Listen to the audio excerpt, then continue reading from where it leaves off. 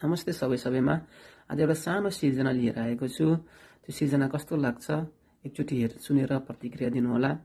सिर्जनाको शीर्षक छ किन आउँछौ सपनीमा। किन आउँछौ सपनीमा अझै अब नआए हुन्न र, किन आउँछौ सपनीमा अझै अब नआए हुन्न र, किन देखाउँछौ सिउँदोको रातो सिन्दुर अब नदेखाए हुन्न र।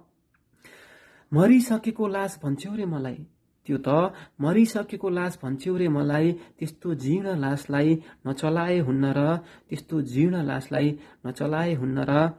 जात भात गरिबीको धेरै भाटाहरू खाइसके मैले, जात भात गरिबीको धेरै भाटाहरू खाइसके मैले, तीखो वचनका बाणहरू अब नचलाए हुन्न र। तिम्रा घरका सबै दोबाटोहरू बिर्सिसके मैले, तिम्रा घरका सबै दोबाटोहरू बिर्सिसके मैले, तिमीले पनि नयाँ गोरेटो सिर्जना गरिदिए हुन्न र, तिमीले पनि नयाँ गोरेटो सिर्जना गरिदिए हुन्न र।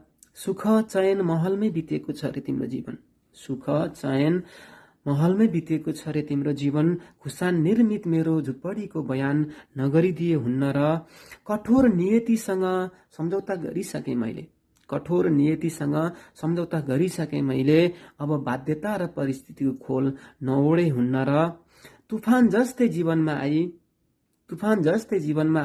तहस नहस गर्ने पेसा रहेछ तिम्रो, तुफान जस्तै जीवनमा आई तहस नहस गर्ने पेसा रहेछ तिम्रो। मन भरिएको भए यो पेसालाई पूर्ण विराम लाए हुन्न र।